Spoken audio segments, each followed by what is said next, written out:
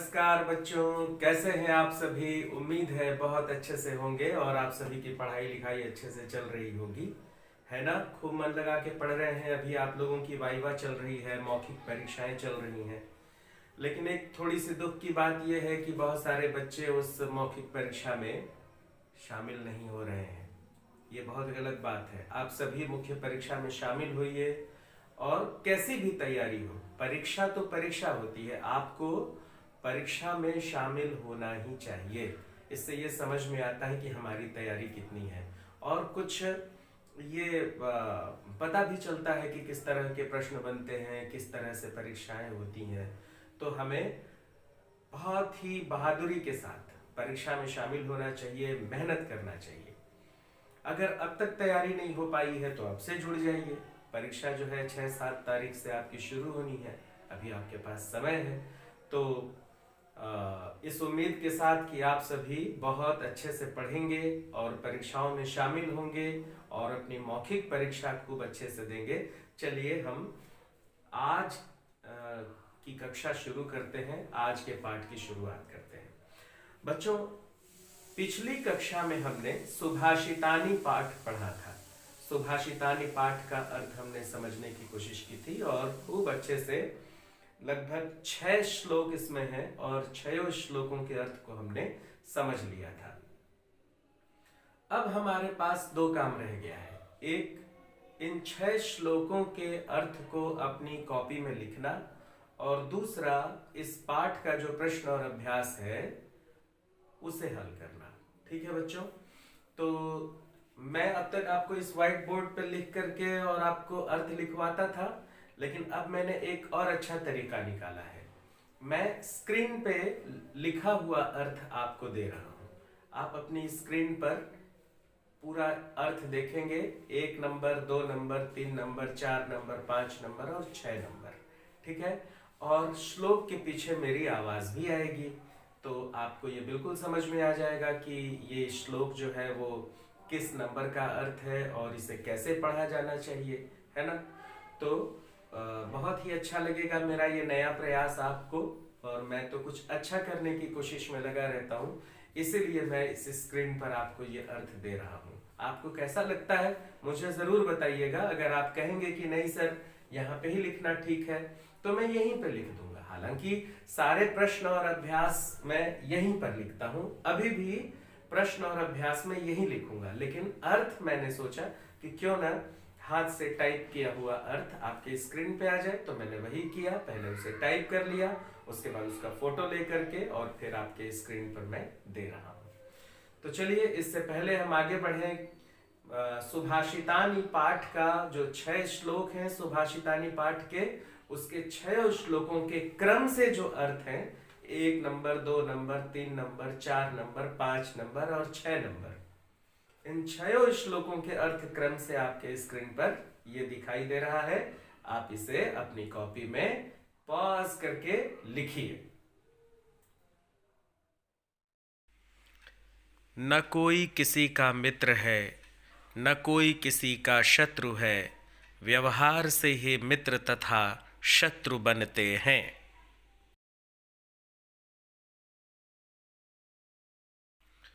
पुस्तकों में लिखी हुई विद्या, दूसरों के हाथ में गया हुआ धन व्यर्थ होता है। समय पड़ने पर न वह विद्या काम आती है, न वह धन। हाथ का आभूषण दान है, कंठ का आभूषण सत्य है, कानों का आभूषण शास्त्र है, फिर अन्य आभूषणों का क्या अर्थ है। वह माता और वह पिता बैरी हैं जो अपने बच्चों को पढ़ाते नहीं हैं। वह बच्चा सभा में उसी प्रकार सुशोभित नहीं होता जिस प्रकार हंसों के बीच बगुला सुशोभित नहीं होता है।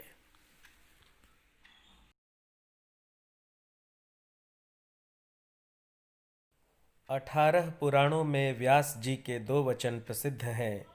परोपकार पुण्य के लिए होता है तथा दूसरों को सताने से पाप बढ़ता है। जिसके पास बुद्धि नहीं है, शास्त्र उसका क्या कर सकते हैं। यह ठीक उसी प्रकार है जिस प्रकार अंधे व्यक्ति के लिए दर्पण व्यर्थ है।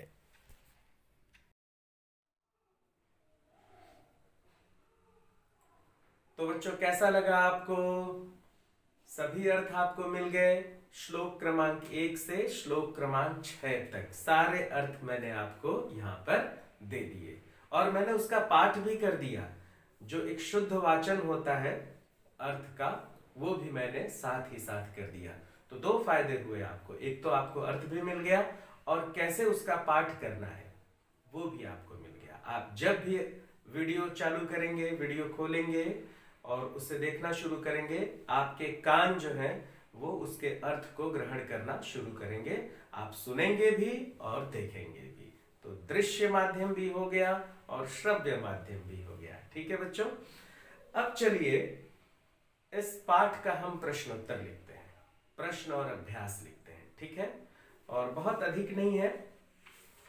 सबसे पहले संस्कृत में उत्तर देना है, फिर सही और गलत का निशान लगाना है, फिर उसके बाद कोष्ठक में कुछ शब्द दिए गए हैं उनमें से छांट करके और खाली स्थान में भरना है।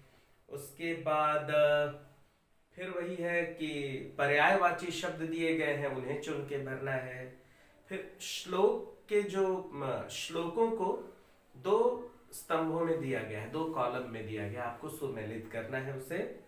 और सबसे अंतिम है कुछ विकल्प दिए गए हैं, सही विकल्प पर आपको सही विकल्प पर सही का चिन्ह लगाना है। ठीक है, तो बहुत ही आसान मामला है। अपनी कॉपी निकाल लीजिए, कलम निकाल लीजिए और सबसे पहला प्रश्न है निम्नलिखित प्रश्नों के संस्कृत में उत्तर दीजिए। तो मैं यहाँ पर लिखता हूं संस्कृत में उत्तर और आप अपनी कॉपी में उतारेंगे। हमेशा की तरह मैं यहाँ पर उत्तर लिख के थोड़ी देर के लिए हटूंगा ताकि आप खूब आराम से इसे देख सकें पॉज करके, फिर मैं आके उसे मिटा के आगे की बात लिखूंगा। ठीक है, चलिए शुरू करते हैं।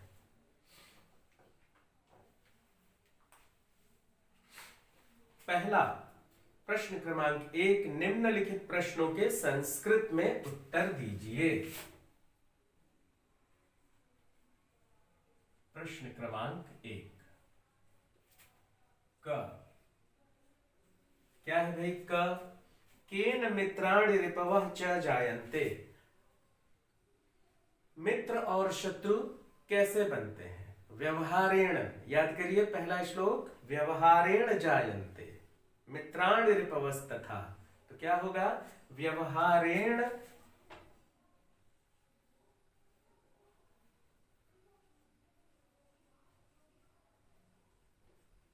व्यवहारेण मित्राणि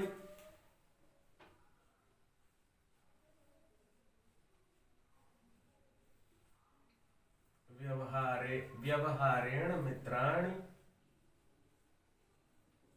रिपवः च जायन्ते।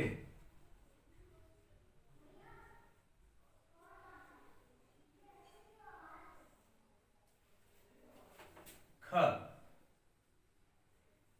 प्रश्न क्या है बच्चों?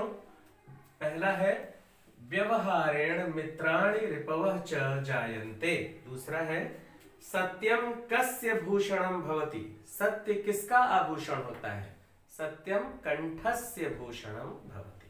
ठीक है, सत्य जो है वह कंठ का आभूषण होता है। तो लिखिए सत्यम कंठस्य भूषणम भवति। सत्यम कंठस्य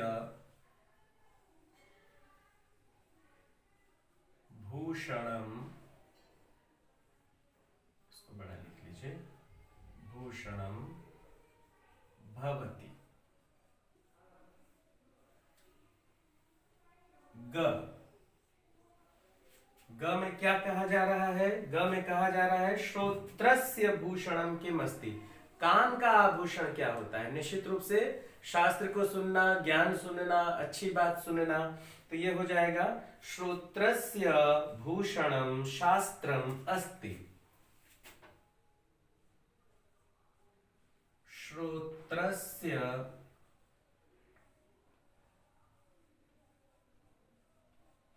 भूषणम शास्त्रम अस्ति। श्रोत्रस्य भूषणं किमस्ति? श्रोत्रस्य भूषणं शास्त्रम अस्ति। अब अगला देखिए, घ। घ क्या पूछा जा रहा है? हंस मध्य कह न शोभते, हंसों के बीच में कौन शोभायमान नहीं होता? वकह, बगुला हंस के बीच में शोभा नहीं देता। हंस मध्य वकह न शोभते, हंस मध्य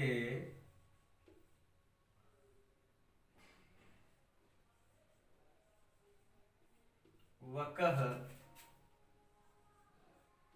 न शोभते, हंस मध्य वकह न शोभते। अंग। केषु अवस्थिता विद्या सहायिका नास्ति, कहां पर दी गई विद्या सहाय, कहां पर रखी हुई विद्या, कहां पर अवस्थित विद्या, कहां पर पाई जाने वाली विद्या सहायक नहीं होती है? पुस्तकेषु अवस्थिता विद्या, पुस्तकेषु अवस्थित अविद्या सहायिका नास्ति, जब तक कि उसका उपयोग न किया जाए। पुस्तकों में दिया गया ज्ञान अच्छा ज्ञान होता है, हम उसे ही हासिल करते हैं, लेकिन जब तक हम उसे अपने जीवन में नहीं उतारेंगे तब तक उस ज्ञान का क्या मतलब है? ऐसे ज्ञान के बारे में बात की जा रही है। आप ये मत कहिए कि सर किताबों में ज्ञान तो अच्छा दिया होता है, उस क्यों ऐसा बोल रहे हैं, आपकी किताबों का ज्ञान ठीक नहीं है। किताबें ही तो हम पढ़ते हैं, लेकिन उन किताबों को पढ़ के अगर हम भूल जाएं और उसके ज्ञान को अपने जीवन में न उतारें तो उस ज्ञान का क्या महत्व है?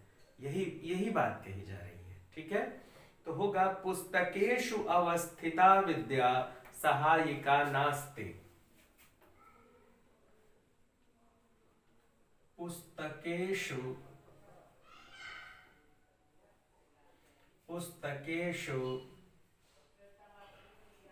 अवस्थिता विद्या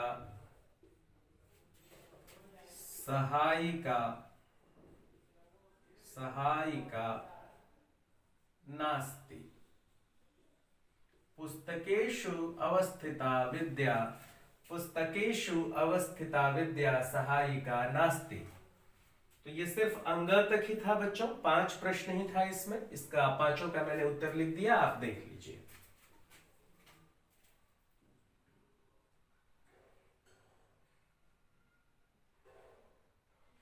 व्यवहारेण मित्राणि रिपवः च जायन्ते, सत्यं कंठस्य भूषणं भवति, श्रोत्रस्य भूषणं शास्त्रम् अस्ति, हंस मध्ये वकः न शोभते, पुस्तकेषु अवस्थिता विद्या सहायिका नास्ति।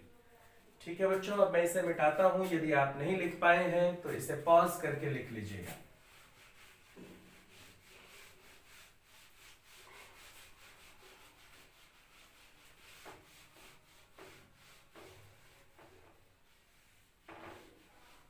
अब आइए हम प्रश्न क्रमांक 2 की ओर चलते हैं बच्चों। प्रश्न क्रमांक 2, सही अथवा गलत का चिन्ह लगाइए। तो इसे मैं यहां लिखूं क्या? चलिए अच्छा, क से अंग तक है, मैं ऐसा कर देता हूं। प्रश्न क्रमांक 2, क ख ग घ अंग, इतना ही है, क ख ग घ अंग। अब हम देखते हैं कौन सा सही है कौन सा गलत है। अपनी किताब में मिलाइए बच्चों। व्यवहारेण मित्राणि रिपवः च जायन्ते, अर्थ हुआ व्यवहार से ही मित्र और शत्रु बनते हैं। सही है कि गलत है? बिल्कुल सही है, व्यवहार से ही शत्रु और मित्र बनते हैं। तो क जो है वो सही है। ख देखिए, कंठस्य भूषणम हारम भवति, कंठ का आभूषण हार होता है। हार मतलब गहना, गलत बात। कंठ का आभूषण सत्य होता है, इसलिए ये गलत हुआ। ख गलत है। ग, प्रज्ञाहीनस्य शास्त्रम सहायता करोति, प्रज्ञाहीनस्य मतलब मूर्ख, मूर्ख व्यक्ति की शास्त्र सहायता करते हैं, गलत बात। लोचनाभ्याम विहीनस्य दर्पणः किं करिष्यति, यस्य नास्ति स्वयं प्रज्ञा शास्त्रम तस्य करोति किम। है ना। तो प्रज्ञाहीनस्य शास्त्रम सहायता न करोति, ऐसा होता है तब सही होता है। तो प्रज्ञाहीनस्य शास्त्रम सहायता करोति गलत। मूर्खों, शास्त्र मूर्खों की सहायता करते हैं, गलत बात। शास्त्र मूर्खों की सहायता नहीं कर पाते हैं, ये होना चाहिए। विद्याहीनः सभा मध्य न शोभते, विद्या से हीन व्यक्ति सभा में शोभा नहीं पाता, बिल्कुल सही बात है। विद्या से हीन व्यक्ति सभा में शोभा नहीं पाता। हंस मध्य वको यथा, कहा गया है ना, वही बात है। अंग परोपकारः परपीडनाय भवति, परोपकार पाप के लिए होता है, गलत। तो देख लीजिए बच्चों, यहां पर मैंने ये क ख ग घ सही और गलत का निशान लगा दिया है। ये तो आप तुरंत समझ जाएंगे, इसमें तो आपको कुछ लिखना नहीं है, इसे उतार लीजिए।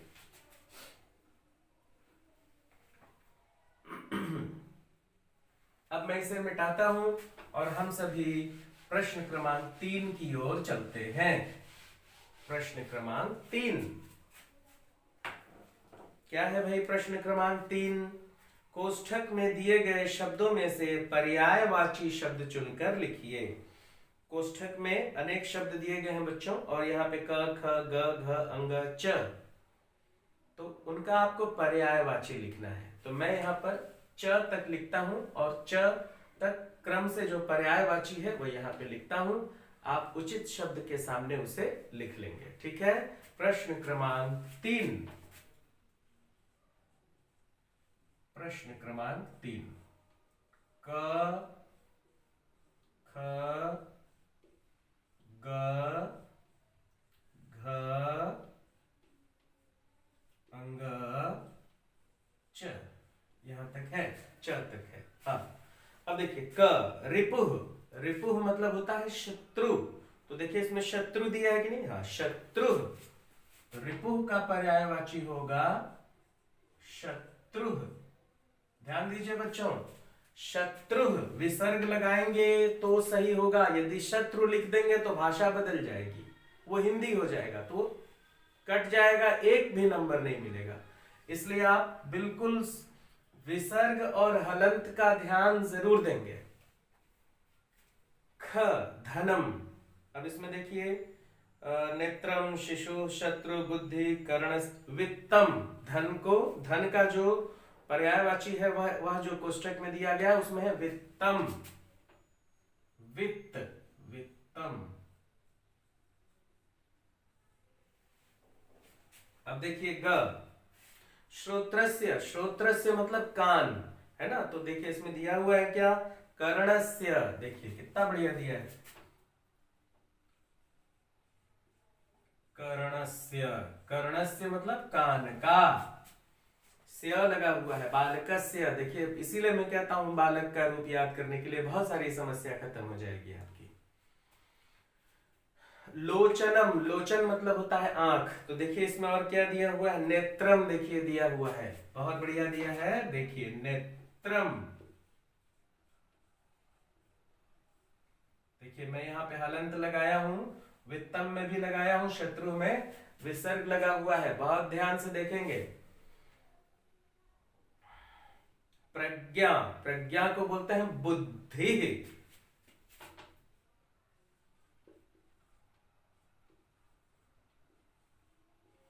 खाली बुद्धि लिख देंगे गलत हो जाएगा, हिंदी हो जाएगी बात। बुद्धि, विसर्ग लगेगा, बहुत ध्यान से विसर्ग लगाइएगा। बालह शिशु,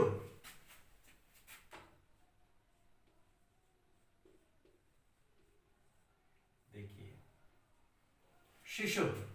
तो इस तरह से क से लेकर च तक प्रश्न क्रमांक 3 का उत्तर आपके सामने है, देख लीजिए बच्चों। शत्रु वित्तम कर्णस्य नेत्रम बुद्धि शिशु।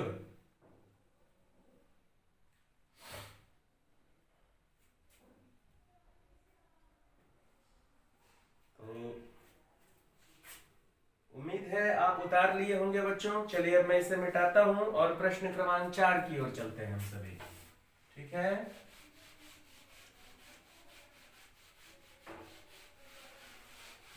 सरल है प्रश्न क्रमांक 4, ये भी खाली स्थान ही है। प्रश्न क्रमांक 4 भी बहुत सारे खाली स्थान दिए जा रहे हैं, परीक्षा में बहुत सारा पूछा जाएगा। देखिए प्रश्न क्रमांक 4, प्रश्न क्रमांक 4 क्या है? उचित शब्दों से रिक्त स्थानों की पूर्ति कीजिए। यहां पर देखिए कोष्ठक में यानी ब्रैकेट में बहुत सारे शब्द दिए गए हैं, उनसे चुन करके और आपको क ख ग घ अंग, है ना, 5 पंक्तियां दी गई हैं, 5 तरह के शब्द आपको भरने हैं। देखिए बच्चों, यहाँ पे मैं आपको एक बात बता दूं, यहाँ पर प्रश्न में कोष्ठक में शब्द दिए गए हैं, लेकिन परीक्षा में हो सकता है कि कोष्ठक वाले शब्द न दिए जाएं। आपको उस पंक्ति को समझ करके और उन शब्दों को याद रखना पड़ेगा, है ना। संस्कृत में जब आप खाली स्थान भरेंगे तो उन शब्दों को आपको याद रखना होगा। जरूरी नहीं है कि आपको कोष्ठक दिए जाएं, ठीक है। बड़े बड़े ही सरल शब्द हैं, बड़ी आसानी से आप भर लेंगे। चलिए शुरू करते हैं। अर्थ समझते हुए अगर हम भरेंगे तो खूब आसानी से हो जाएगा। देखो, माता शत्रु खाली स्थान बैरी ये न बालो न पाठितः, श्लोक की ही पंक्ति है। माता शत्रु पिता बैरी, पिता का श्लोक याद रहेगा तो बहुत ही आराम से हो जाएगा। माता शत्रु पिता बैरी ये न बालो न पाठितः, माता पिता शत्रु और बैरी के समान होते हैं जो अपने बच्चे को नहीं पढ़ाते हैं, तो पिता। अब ख देखिए क्या कहा गया, परोपकार खाली स्थान पापाय पर पीडनम, ये भी श्लोक की पंक्ति है। परोपकार पुण्याय पापाय पर पीडनम, परोपकार से पुण्य होता है और पाप से, दुख देने से पाप मिलता है ना। तो परोपकार पुण्याय,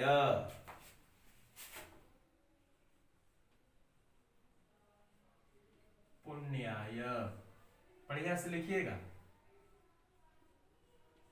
ग हस्तस्य खाली स्थान दानम, हस्तस्य भूषणम दानम, हस्तस्य भूषणम हलंत, हस्तस्य भूषणम ज्ञानम। घ लोचनाभ्याम विहीनस्य खाली स्थान किं करिष्यति, दर्पणः किं करिष्यति। देखिए श्लोक मुझे याद है, आपको भी होना चाहिए।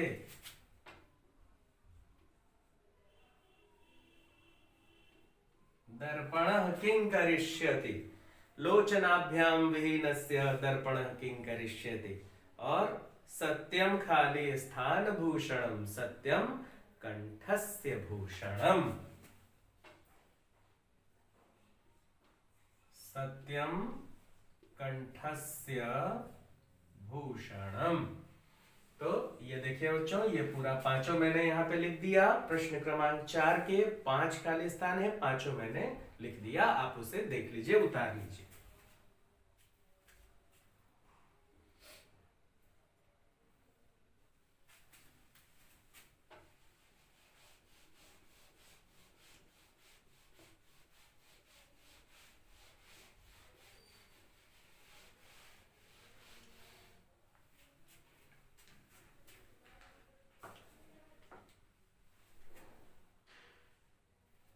परस्पर मेल कीजिए। यहां पे भी बच्चों देखिए श्लोक के ही अंश दिए हुए हैं, और जो क ख ग घ स्तंभ है उसमें क ख ग घ पंक्तियां दी हुई हैं 5 तरह की, और दूसरी तरफ जो ब स्तंभ है उसमें उसके क्रम को गड़बड़ कर दिया गया है। तो आपको परस्पर मेल करना है, इसमें भी श्लोक याद रहना बहुत जरूरी है, ठीक है, नहीं तो गड़बड़ हो जाएगा। तो चलिए, जो ब स्तंभ है ना, उसका जो सही क्रम है उसे मैं यहाँ लिख देता हूं। जो परस्पर मेल करना है, तो जो क ख ग घ अंग का जो सही मेल है उसे मैं यहाँ पर लिख देता हूं, ठीक है। फिर आप उसे अपनी कॉपी में उतार लीजिए। देखिए, परस्पर मेल कीजिए, प्रश्न क्रमांक 5।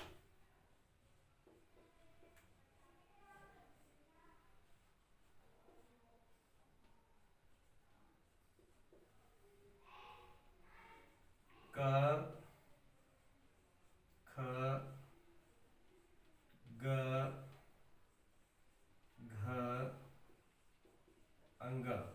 इसमें जो सही क्रम है, जो स्तंभ क्रमांक ब है ना, उसका जो सही क्रम है, मैं यहाँ ब लिख देता हूं, ब, उसका जो सही क्रम है मैं यहाँ पे लिखता हूं, उसे आप अपनी कॉपी में उतार लीजिए। पहला है न शोभते सभा मध्य हंस मध्य वको यथा। सभा में उसी तरह शोभा नहीं पाते जिस तरह बगुला हंसों के बीच। ठीक है, हंस मध्य वको यथा। हंस मध्य वको यथा। फिर दूसरा है व्यवहारेण जायन्ते। व्यवहार से ही बनते हैं क्या? मित्राणि रिपवस्तथा। मित्राणि रिपवस्तथा, व्यवहार से ही दोस्त और शत्रु बनते हैं। मित्राणि रिपवस्तथा।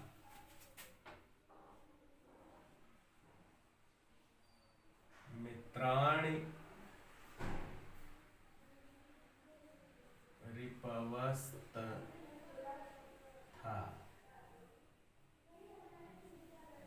मित्राणि रिपवस्तथा। ग लोचनाभ्याम विहीनस्य। लोचन से विहीन व्यक्ति, आंखों से हीन व्यक्ति। दर्पणः किं करिष्यति।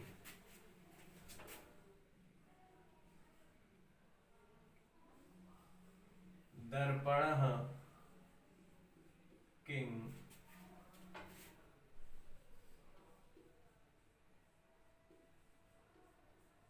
करिष्यति।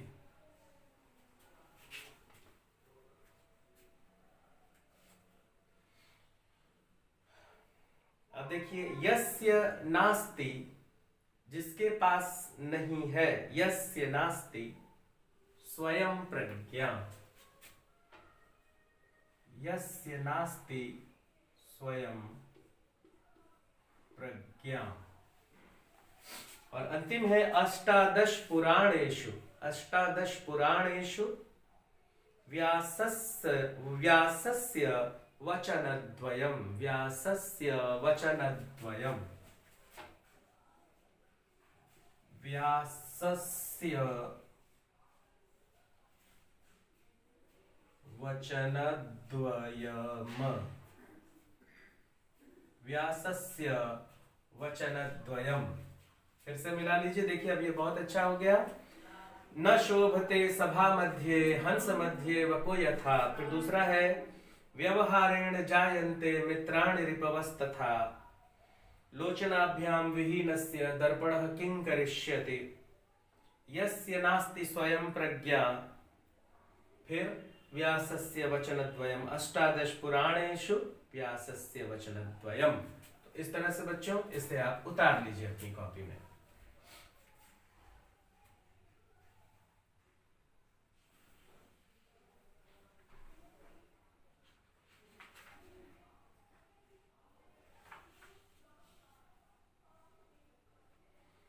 ठीक है बच्चों, अब आइए हम छठवें प्रश्न की ओर चलते हैं। बहुत ही आसान है।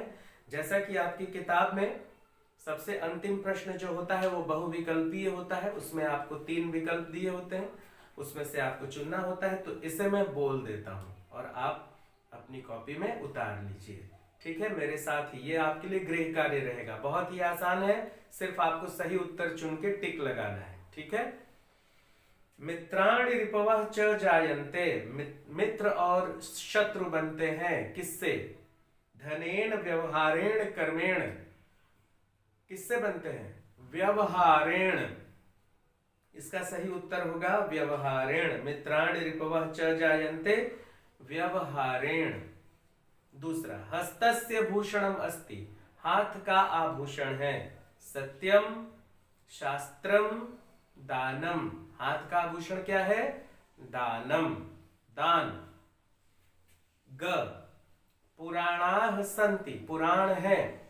द्वादशः, अष्टादशः, पंचदशः। 12, 18, 15, अष्टादशः। 18 पुराण है। ठीक है बच्चों, अष्टादशः। कंठस्य भूषणम अस्ति। कंठ का आभूषण है, कंठ इसे कहते हैं, इसका आभूषण है क्या? सत्यम दानम शास्त्रम, सत्य दान या शास्त्र। तो कंठ का आभूषण सत्य है। कंठस्य भूषणम अस्ति सत्यम। ठीक है, तो इस तरह बच्चों ये जो चतुर्दश पाठ था सुभाषितानि, यहां तक हमारा पूरा मामला पूरा हो गया। और यहीं तक जो सावधिक परीक्षा है, जो इकाई मूल्यांकन 3 है, जिसे आप पीरियोडिक टेस्ट 3 कहते हैं, तो उसमें पाठ 11, 12, 13, 14 इन 4 पाठों से सवाल पूछा जाना है, प्रश्न पूछा जाना है। बड़ा ही आसान मामला है, सिर्फ 4 पाठ और थोड़े छोटे छोटे खाली स्थान, छोटे छोटे शब्दार्थ, यही सब हैं। खूब अच्छे से तैयारी कर लीजिए, है ना। एकदम आप अनेक बार पढ़ चुके हैं। तो खूब बढ़िया से पढ़िए और नोट्स जरूर बनाइए, लिखने का अभ्यास करिए। अगर आप मान लीजिए कि आप याद कर लिए, लेकिन जब आप लिखने बैठते हैं तो वो जो मैं याद किया हूं उसको लिखते कैसे हैं ये नहीं मालूम है, बड़ा गड़बड़ हो जाएगा। अब इसी में देखिए ना, रिपवस तथा, करिष्यति, हंस मध्य वको यथा, यदि आपको लिखना हो, वचनद्वयम कैसे लिखेंगे। तो जब तक आप इन कठिन शब्दों को लिख करके अभ्यास नहीं करिएगा, कैसे लिखिएगा बताइए आप मुझे। इसलिए मैं हमेशा जोर देता हूं कि बच्चों आप सभी लिख कर अभ्यास करिए। लिख कर अभ्यास करना बहुत जरूरी है। ठीक है, तो इसी उम्मीद के साथ कि आप सभी लिख रहे होंगे, कॉपी बना रहे होंगे। कॉपी बनाना बहुत जरूरी है, कॉपी बनाएंगे तभी लिखने का अभ्यास होगा, इसीलिए मैं यहाँ पर लिखवाता हूँ। ठीक है, खूब अच्छी कॉपी बनाइए, खूब अच्छी हैंड राइटिंग बनाइए और इस बार कोशिश करिएगा कि परीक्षा में एक भी शब्द गलत ना हो। नहीं तो आपको लगता है अरे मैंने तो सब लिख दिया, लेकिन जो शब्द गलत हो जाते हैं तो मात्रा में नंबर कट जाता है, विसर्ग और हलंत में नंबर कट जाते हैं। आपको लगता है कि मैं तो सही हूं। शत्रु सही उत्तर नहीं है, शत्रु सही उत्तर है। तो आप शत्रु लिख के आ गए, जबकि सही उत्तर विसर्ग लगना था, तो आपका उत्तर गलत हो गया, है ना। आपको लिखना था सत्यम, य पर अंक की मात्रा या म पर हलंत, लेकिन आप लिख के आ गए सत्य। आप सोच रहे हैं बिल्कुल सही लिखा हूं, लेकिन हम जानते हैं कि वो गलत है। सत्यम और सत्य में अंतर होता है, पूरी भाषा का अंतर हो जाता है। ठीक है, तो लिख करके अभ्यास करिए, अधिक से अधिक, है ना, प्रैक्टिस करिए बच्चों। तो समय यहीं पर अब आपकी कक्षा का समाप्त हो रहा है, तो अब हम आगे की पढ़ाई इस परीक्षा के बाद शुरू करेंगे। मैं फिर से आपका पुनरावृत्ति कराऊंगा, पुनरावृत्ति के लिए आपको वीडियो भेजूंगा और आप उसे खूब अच्छे से देखिएगा। ठीक है, कोई भी परेशानी होगी तो मुझे जरूर फोन करेंगे या व्हाट्सएप पे लिखेंगे या कमेंट बॉक्स में लिखेंगे। बहुत बहुत धन्यवाद आपका।